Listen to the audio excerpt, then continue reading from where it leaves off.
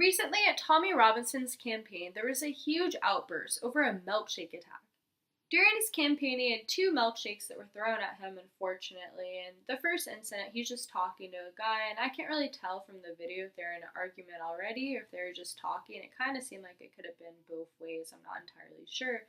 But due to that chat or the argument, it starts leading into the guy throwing a milkshake at Tommy's face. And he literally gets a milkshake everywhere. It's really sad that he had to do something like that instead of just trying to talk and solve the problem that the guy had with Tommy instead of just resulting into something so childish.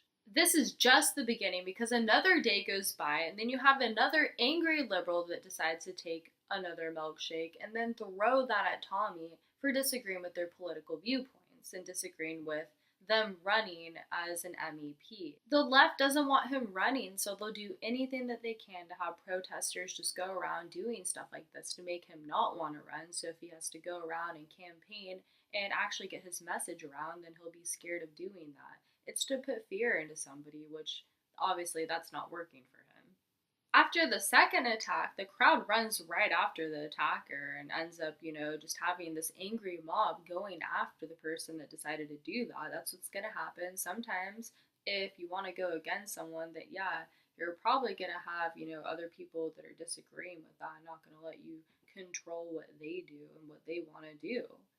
People get mad at that when you try to control them for no reason at all, and they're just trying to mind their own business. If you plan on going on the streets and attacking someone with a beverage, then personally I think you need some serious help. I don't think that that's okay at all in any society, not in the UK, not in America, anywhere.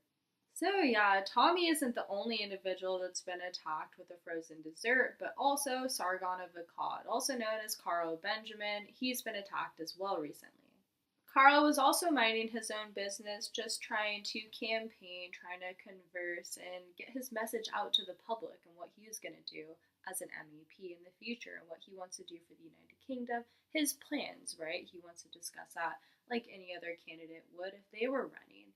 So therefore, he's trying to, get his message out. And all of a sudden, you have protesters that are attempting to throw milkshakes at him, but quickly his supporters, stop that right away. During this time, he was holding a gathering with Milo Yiannopoulos, who ended up staying safe away from the violence from the crowd. Over in the United Kingdom, you guys are kind of weird for that, honestly, for throwing milkshakes in fights. You guys fight with milkshakes now, apparently. Okay, that's a little bit strange, but, in America, we just throw punches and we start useless drama for no reason. There's no need to waste 1/3 of your meal. I wanted to mention before I started moving forward with the story is the fact that Julia Brewer actually agreed with Sargon on this, and she wanted to, agree on his side, which I thought was really cool because they're not really the two kind of people that would mingle and be on the same side. To his defense, in a tweet she stated, "You probably don't like Carl Benjamin, and neither do I. But if you think it's okay for a protester to throw a milkshake or anyone else at him, there will also be people who think it's okay to throw milkshakes over the politicians you agree with. Are you okay with that too?" This is a great statement, overall genuine perspective to look at. And if you can see that if you were in someone else's shoes, how would you feel? You have to think about that. You have to try to think of other people sometimes and not just yourself, how that can impact, them and their own personal life. Having different perspectives allows you to see the world in light, appreciating your true value. Moving forward, though, I wanted to say, I guess Burger King joined in on all of this. Yes, Burger King. Out of every company, out of every person to get involved, they decided to get involved because they felt the need to. And they were suggesting, political violence towards conservatives. They went on Burger King UK's account on Twitter and tweeted, "Dear people of Scotland, we're selling milkshakes all weekend. Have fun. Love BK. Hashtag just saying." Why would they even go out of their way to say that? How pathetic is that? Don't you have a better way to promote your company and your brand that you have? And it just gets worse from here. Because if you know of what happened with McDonald's, it was a day before the incident with Burger King, before this whole tweet that I just read out. Yeah, so before that, they ended up having this issue of Nigel Farage. They're pretty scared of him having, a similar incident just like Sargon, just like Tommy. So they didn't want him to be, dunked with a different beverage.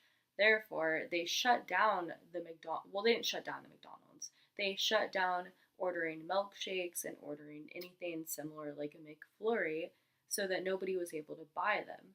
But when you have someone like Burger King responding the next day promoting their milkshakes, it has like an opposite effect. Go McDonald's though for trying to do something about it at least. I don't know who's pulling the strings, but it's bad when you have fast food companies interfering, making fun of political, situations where you have milkshakes thrown at people. Then you have Burger King joking about it and trying to promote their milkshakes. Wow.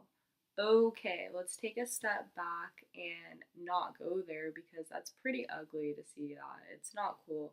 And I think Burger King is going to lose a lot of money from this. I don't think that Americans are happy about this or anyone in the UK.